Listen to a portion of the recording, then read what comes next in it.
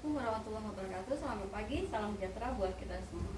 Jumpa lagi dari Ibu Rosita. Kita belajar bahasa Indonesia kelas 8 ya kali ini. Kelas 8 materinya kita menggunakan modul 9 unit kedua ya. Unit kedua tentang struktur dan kaidah kebahasaan teks ulasan.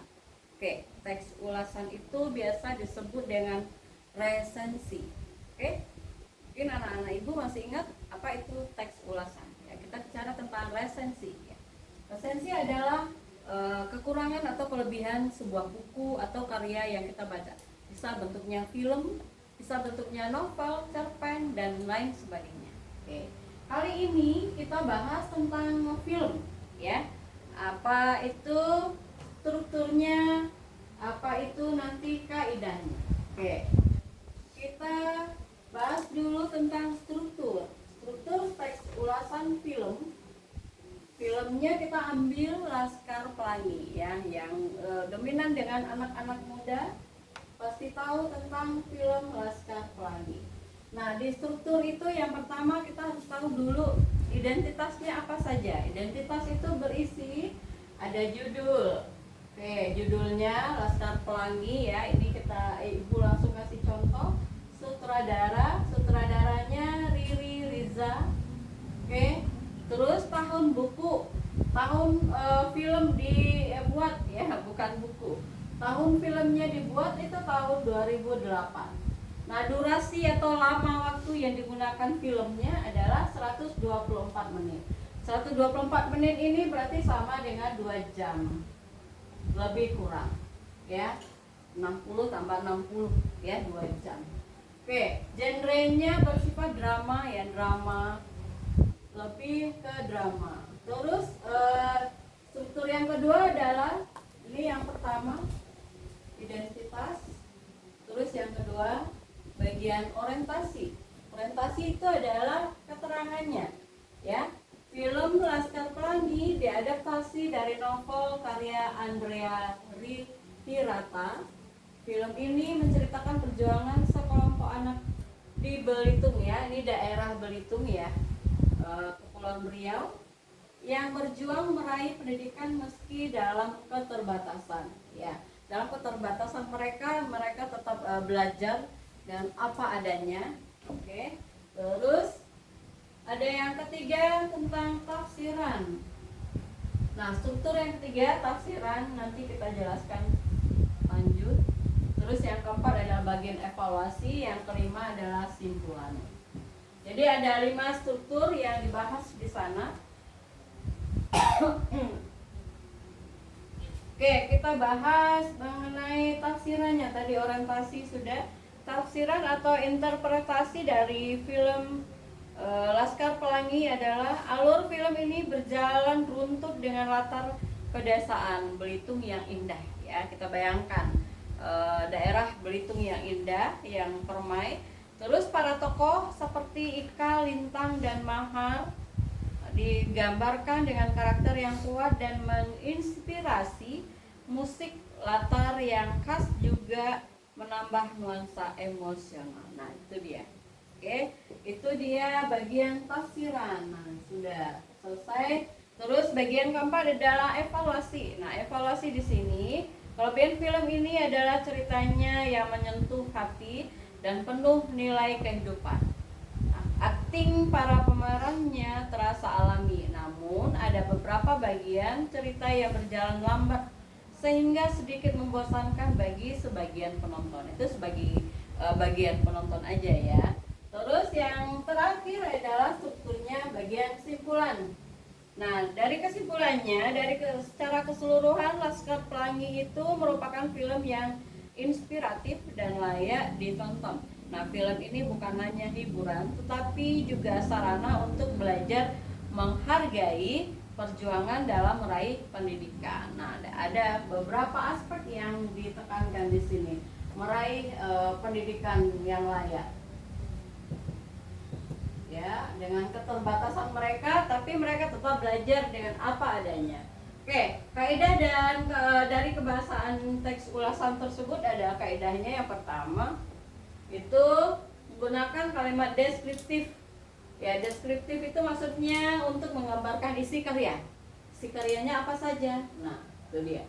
Contohnya adalah film ini menampilkan suasana pedesaan yang asri. Kita bayangkan, pedesaan yang asri berarti ada sawah persawahannya, terus yang banyak pohon-pohonnya, itu pedesaan yang asri. Oke, yang kedua kaidahnya adalah menggunakan kata kerja opini. Opini itu adalah pendapat, ya. Pendapat yang menyatakan penilaian seseorang terhadap buku tersebut atau film yang ditonton tersebut.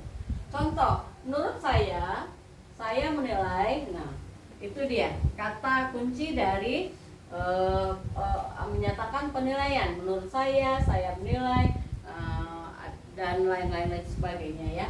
Terus yang ketiga adalah menggunakan kata sifat. Nah, kata sifat di sini adalah untuk menggambarkan kualitas karya itu sendiri. Contoh, kalimatnya menarik, membosankan, indah, menggunakan, dan sebagainya. Oke, itu kata-kata yang sering dipakai kata sifatnya. Yang keempat, kaidah kebahasaan teks ulasan tersebut menggunakan konjungsi penyebab dan perbandingan. Di sini contohnya, konjungsinya yang digunakan adalah karena itu, sehingga, tetapi, sedangkan. Ada banyak lagi kata konjungsi penyebab dan perbandingan. Yang kelima ada kaidah kebahasaan yang digunakan menggunakan istilah bidang tertentu. Tergantung karya yang ditampilkan itu apa. Oke, tergantung film yang ditampilkan itu apa. Misalnya nih, kalau untuk film yang kata-kata yang digunakan adalah istilah bidang tertentunya, ada kata sinematografi, alur, karakter, ya itu sifat-sifat dari tokoh filmnya. Kalau sedangkan untuk buku, kata-kata yang digunakan atau istilah yang digunakan itu lebih ke bab, paragraf, tema, dan lain sebagainya. Nah, terakhir, kaidah kebahasaan teks ulasan itu bahasa yang bersifat persuasif, ya, mendorong pembaca ikut menilai atau tertarik membaca atau menonton karya tersebut. Itu bentuk dari 6 kaidah kebahasaan teks ulasan. Banyak teks ulasan yang dapat kita peroleh, ya. Di dalam nanti di internet kita bisa cari. Nah, tugas kalian adalah mencari ulasan atau membuat ulasan resensi film. Judulnya filmnya KKN, ya. KKN di Desa Kenari. Nah, sedikit Ibu kasih gambaran, nanti kalian tinggal cari ulang, catat, ya. Identitas film KKN di Desa Penari. Penari, bukan Penari, Penari. Oke, sutradaranya Awi Suryadi tahun 2022, ya, masih baru-baru, masih hangat. Terus durasi yang digunakan 130 menit, berarti 1 jam lebih 10 menit. Genrenya horor, ya. Jenis filmnya ini horor. Oke. Orientasinya adalah film KKN di Desa Penari diadaptasi dari kisah viral di media sosial. Bla bla bla bla. Oke. Cuman kasih clue. Oke, tafsirannya adalah film ini menyajikan suasana pedesaan Jawa yang kental dengan adat dan mistis, ya. Dunianya horor nih. Ketegangan dibangun perlahan melalui suara gamelan dan lain sebagainya. Terus evaluasinya adalah kelebihan film ini terletak pada efek visual dan tata suara yang berhasil membuat penonton merasa tegang. Jalan ceritanya tegang, ya. Terus simpulan terakhir, secara keseluruhan KKN di Desa Penari merupakan film horor lokal yang berhasil menghadirkan nuansa mistis khas Indonesia. Nah, itu secara garis besar cara membuat atau ulasan dari resensi film KKN di Desa Penari. Oke, semoga anak-anak Ibu dapat nanti mencari tugasnya, menyerahkan tugas dengan tepat waktu, mengerti atau paham dengan materi singkat yang kita sampaikan pagi ini, kilas. Oke, akhir dari pelajaran kita hari ini. Mohon maaf jika salah. Assalamualaikum warahmatullahi wabarakatuh.